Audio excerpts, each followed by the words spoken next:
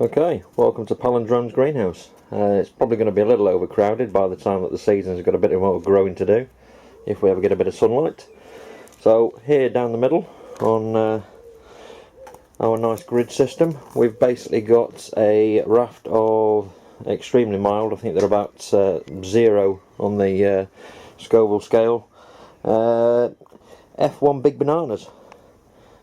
So yeah, so I believe these should produce 40 to 50 peppers per plant, as opposed to 10 to 15 I'm led to believe that your standard capsicum will produce. So as we can see, they're starting to flower and pod up.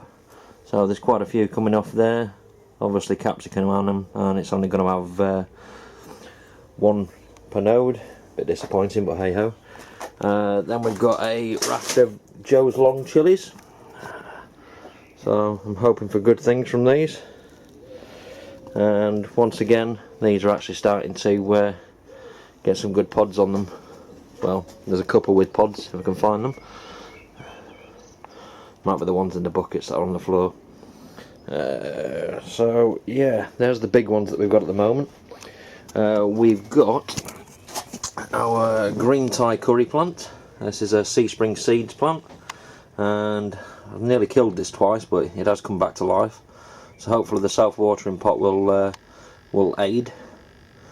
And we can see now that we've actually got a couple of flowers about to start coming along on this one. And I think there we might actually even have a pod. I think the flower might have been and gone. Right next to it we've got a couple of boots lockers. So this one's been in the self-watering pot a little bit longer than the one to its right. And once again we've got a few flowers forming on there. So hopefully get these a little bit bigger, pull them out slightly, give them a bit more light. And moving round, we've got Scotch bonnet corner. So trying to keep all the plants together so there's little or no cross-pollination, but let's say it's the first season I've really done this, so we'll see how we do. We've then got a few Thai hots, and the thing I really love with these is they are so neat from the top. They're so perfect and precise, every other leaf that forms. I just find that incredible. Every single one. So well, they're unique, but they're just so balanced and almost symmetrical. So these have been in the germinated a month after all the super hots, so they're probably going to be a little bit behind. And then moving on up, we've got my one and only surviving chocolate habanero. That's now started to catch up after it just didn't do anything for about 4 weeks. And here we've got our red habaneros. So there's a few flowers on this one, and my first red habanero pod. I was going to put clay pebbles around the top of the rest of them, but quickly ran out as I started to put some of the clay pebbles in the compost of some of the other ones to see if that worked. So I've basically got a few things working. Standard compost with perlite, compost, perlite and clay pebbles, and also the self-watering pots with the Morrison buckets. So we're going to see obviously which do better by the end of the season. Moving on down, we've got another red habanero there and another pod. So yeah, we're not doing too bad. Moving on round, we've got the bigger of the two turtle claw plants. So again, this was one of the Sea Spring Seeds plants, one that looked really quite interesting. Some guy from the hydroponics place up the road from me said that I should try this one out because it's really quite an interesting plant. And here we have the other turtle claw that's not in a self-watering pot, and there's the first pod. So that pod's getting quite big already, and lots of flowers on there. So give that one a few weeks, hopefully that'll grow, and the one in the self-watering pot will soon catch up. We've got a few tomatoes down there, which again some of them will be going outside under the carport for a bit more space.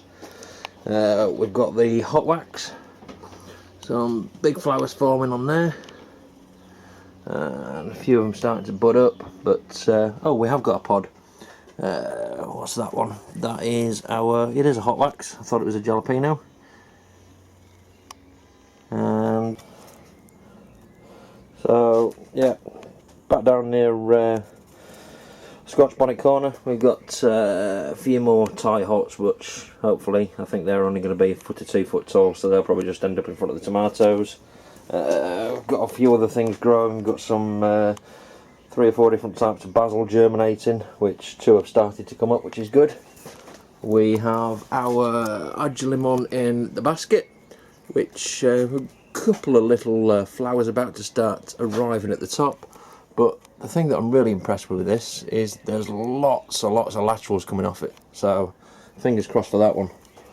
And finally, what we created yesterday, the Dorset Naga and the 55 litre tub, the self-watering capillary system, which I will be getting a air stone for tomorrow, and a solar pump, which I got the idea off the other guy that posted on the forum. Thank you very much for that.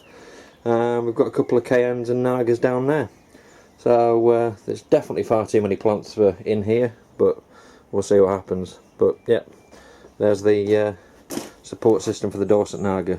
Here's hoping for the 781 that Seaspring got last year. I'll be lucky if I get 70, but hey ho, fingers crossed. And yeah, can't remember what we've got down there. Oh, another couple of nagas and another F1 big banana. So yeah, plenty of plants. Here's hoping. So give you another update on video next week.